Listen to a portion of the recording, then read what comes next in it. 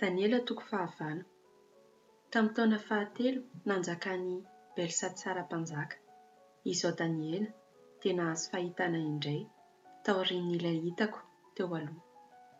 Nojereko ilay fahitana ka indro aho nahita ny tenako tao a Sosana, tanàna Memanda, tao amin'ny faritanin'ny Elama. Ary hitako tamin'ny fahitana koa fa teo amoron'ny renirano Olay aho. Dia nampifantoka ny masoko hijery aho ka indro nisy ondrilahy iray nitsangana teo amoron'ilay renirano sady nanana tandroka roa. Lava ireo tandroka ireo, nefa ilay mitsimoka taoriana no lava kokoa noho ny anankiray. Hitako ilay ondrilahy fa nanoto, niakandrefana sy nianavaratra ary nianatsimy. Ka tsy nisy biby nahatohitra azy ary tsy nisy naharombaka izay tao an-tanany. Fa nanao arak'izay sitrapony izy sady nitombo era-trano. Raha mbola nieritreritra ny amin'izany aho dia indro nisy osilahy iray nipoitra avy anandrefana ka nitety ny tany manontolo nefa tsy nikasy tany akory. Nanana tandroka tokana goavana izy teo anelanelan'ny masony. Ary izy io dia nankeo amin'ilay ondrilahy nanana tandroka roa izay hitako nitsangana teo amoron'ny renirano ka niantoraka taminy araka ny filongatry ny heriny. Ary hitako izy tafapaka teo akaikin'ilay ondrilahy dia nisafoaka taminy ary namely azy ka nahamontsana ny tandrony roa. Tsy nanankery hoety manohitra azy intsony ilay ondrilahy ka dia natrosony tamin'ny tany sady nohoisihoseny ary tsy nisy naharombaka ilay ondrilahy teo an-tanany. Ary nitombo fatratra ny herin'ilay osilahy saingy noho ny efa tena natanjaka izy dia tapaka ilay tandrobeny ka nisy tandroka efatra goavana nipoitra ny solo azy nifanandrify tamin'ny vazantany efatra. Ary ny anankiray tamin'izy efatra ireo dia nipoiran'ny tandroka kely iray izay nitatra ny anatsimo sy ny anatsinanana ary hatrany amin'ilay tany tsara indrindra. Nitatra hatreny amin'ny tafiky ny lanitra aza izy ka nazerana tamin'ny tany ny ampahan'izany tafika izany mba amin'ny kintana sasany izay nohitsakitsahiny. Ary nitatra ny antsy hatramin'ilay filohan'izany tafika izany aza izy ka nanafoana ny sorona fanao isan'andro aminy sady nanibazimba ny fiorenan'ny toeramasiny. Ary natolotra hanamparany halozana izany tafika ny lanitra izany ary koa ny sorona fanao isan'andro. Dia nazeran'io tandroka io tamin'ny tany kosa ny fahamarinana ary nahomby izy tamin'izay nataony. Dia nandre anjely iray niteny aho ary nisy anjely iray hafa nanontany azy hoe: mandra-pahoviana no aharetan'izay zavatra nasehon'ny fahitana?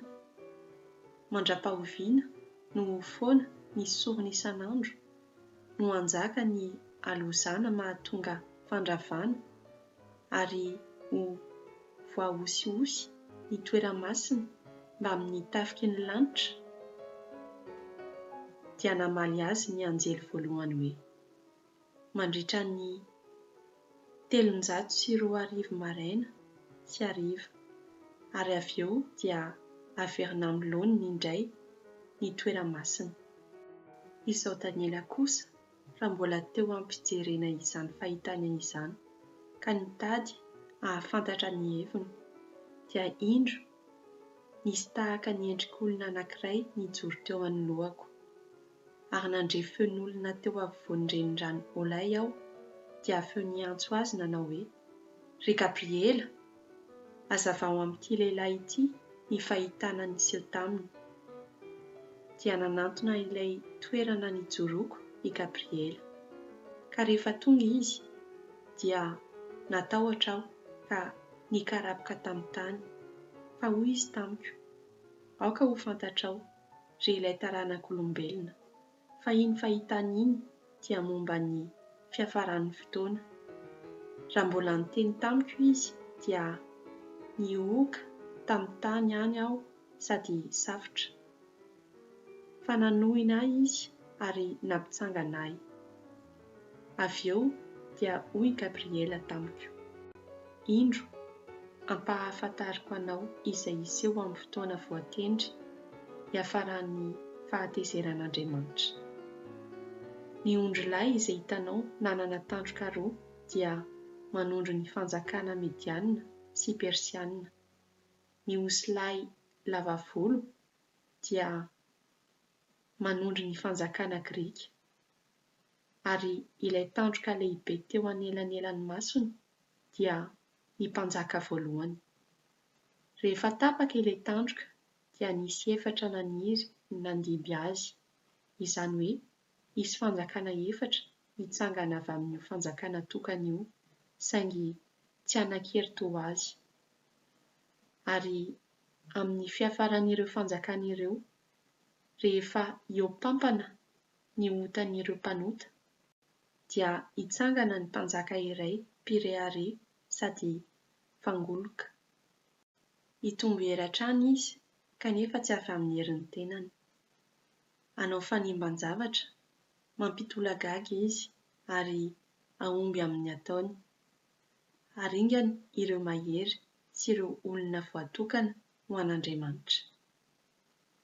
Noho ny hafetseny dia hamitaka ny hafa izy, ary noho ny avinavy ny fony dia handringana olona maro mihefitena andro fehizay.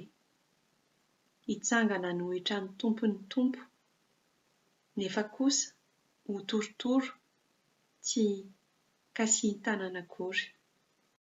Ary ny fivoasana momba ny hitanao ny amin'ny maraina sy hariva dia marina tokoa, saingy ahoroan'ny afina aloha izany fahitana izany, satria mbola ho amin'ny andro ela izany. Ary izao tany ela dia reraka sy nandraiky narary andro vitsivitsy. Avy eo dia nitsangana aho ka nanao ny rarahan'ny mpanjaka. Ary gaga aho ny amin'ny fahitana, nefa tsy nisy nahafantatra izany.